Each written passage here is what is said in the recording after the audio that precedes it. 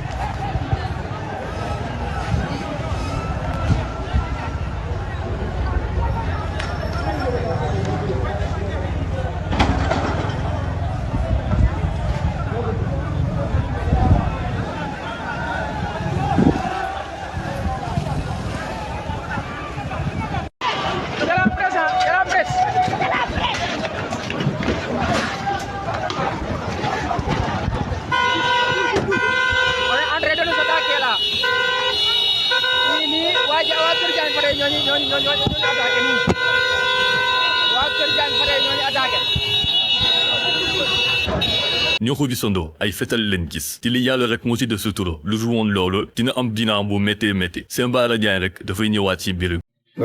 mbokk Sénégal maa ngi fii ci Daaru Muxti taxaw ak coordonnateur bu Pastef ak sëñ Mara Niass ku nekk gis na liñ doon def fan yii yëpp mooy di def karawaan ci wër réew mi pour soutenir suñu candidat Bassirou Diomaye Faye waaye bi ñu ñëwee léegi Daaru Muxti dafa am lu fi xew.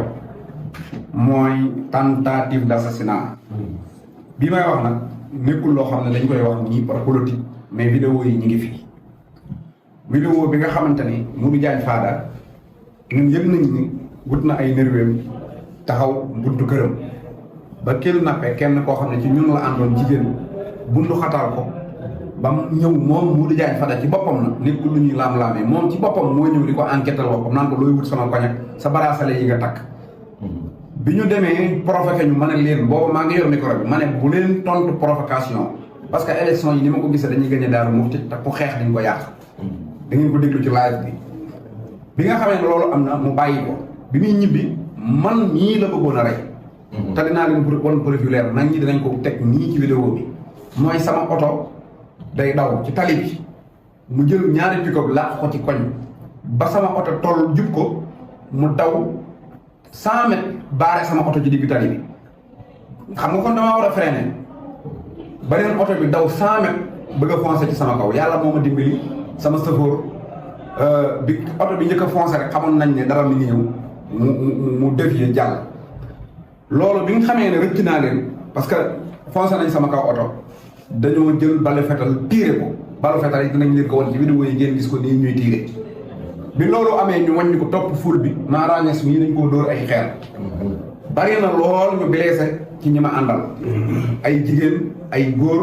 ay nit ñu tiit jóge ci kaw kippi ko bi daanu parce que balu fetal yi ñu doon tiir la toj nañ sama oto toj nañ oto coordonnateur bii taxaw. tey di leen leen indiwaat ak ñi ñaaxaat nit ñi dañoo war a def attention campagne présidentielle warul mën a nekk campagne boo xamante ne dana yëkkati fitna dañ ko war a def dans la joie et la bonne humeur saafonte si juróomi at benn yow rek na am sens pour tànn sa président donc dafa war a doon période boo xamante ne période de joie la war a doon ñu ngi leen laaj seen xalaat à travers les commentaires bu leen fàttee abonné wu ngeen lâché un pouce bleu fii sa ñoo ngi waxante ba beneen si 2K Dakar